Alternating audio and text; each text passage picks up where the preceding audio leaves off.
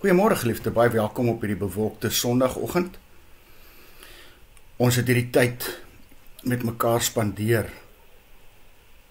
uit die Here se woord, hoe hy ons leer oor wat kerk behoort te wees, hoe lidmaatskap behoort te wees.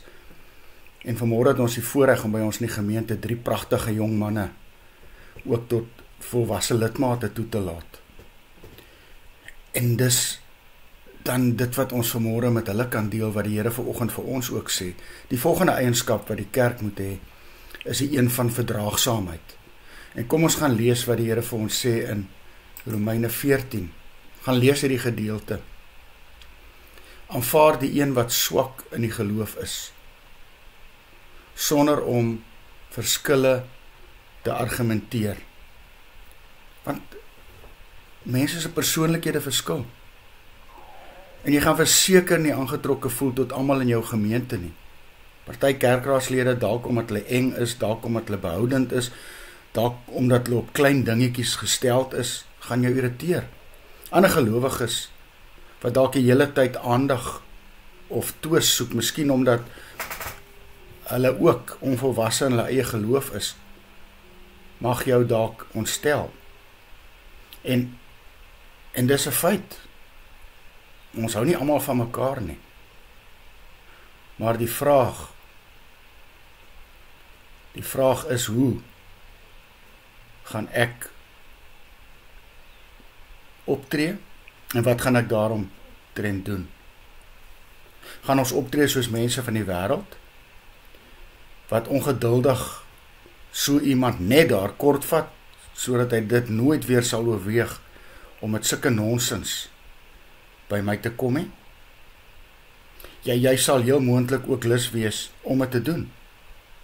Maar geliefde, dis nie soos Jesus ons geleer het. Dis nie soos Jesus verwag hoe sy kerk teenoor mekaar moet optree nie. Ons moet mekaar soos gesinslede hanteer, met groot liefde en groot geduld. Veral waar dit nie regtig oor lewensbelangrike kwessies gaan wat die eer van God aantas nie. Moet jy tog die ou wat anders as jy dink en optree verdra. Met ander woorde, laat mense elke oomblik wat jy met so iemand te doen kry, die beeld van Jesus in my en jou optrede sien. Ek het vanmôre wakker geword met hierdie refrein in my kop. Sing dit vanmôre saam.